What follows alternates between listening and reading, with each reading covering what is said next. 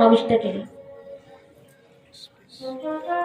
गंगेने ते तेज एकत्र केलं।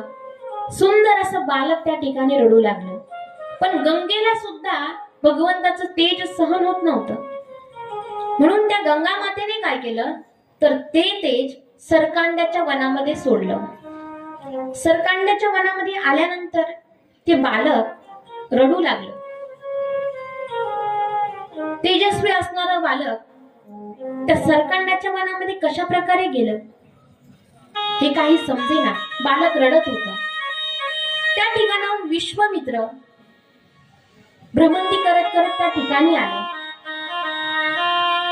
आणि त्या बालकाला बघितलं, उचलून घेतलं, चुंबन घेतलं। किती सुंदर बालक दिसतंय। ते बालक त्या विश्वामित्रासोबत बोलू लागलं, मी शिवपुत्र आहे, तू माझा योग्य पद्धतीने नामकरण संस्कार कर। मी तुला आशीर्वाद देतो की तुला सर्व ऋषींमध्ये उच्च स्थान मिळेल। ते बालक बोलू लागलं। विश्वामित्राला आनंद झाला। त्यांनी योग्य पद्धतीने त्या बालकाचं नामकरण केलं, संस्कार सोहळा संपन्न केला। नामकरण सोहळ्यामध्ये त्या 6 ऋषी पत्न्या त्या ठिकाणी आलेल्या होत्या। त्या कुमाराला बघून त्या ऋषी पत्न्यांच्या मनामध्ये वात्सल्य निर्माण झालं, कारण काही दिवस का होईना कुमार त्यांच्या गर्भामध्ये होते। वात्सल्य निर्माण झालं। त्या कुमाराला स्तनपान करण्याची इच्छा निर्माण झाली। त्या 6 ऋषी पत्न्या एकमेकांसोबत भांडू लागल्या।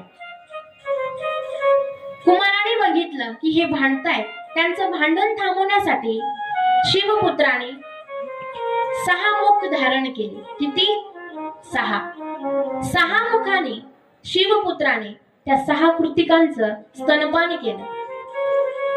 त्या 6 कृतिका त्या कुमाराला घेऊन आपल्या आश्रमात आल्या। आश्रमामध्ये कुमार वाढू लागले। कृतिकांनी त्यांचा सांभाळ केलाय म्हणून त्यांचं नाव कार्तिकीय असं ठेवलं। त्यांचं नाव कार्तिक स्वामी भगवान की जय, पारेश्वर भगवान की जय, हर हर महादेव। आता हळूहळू कार्तिक स्वामी वाढताय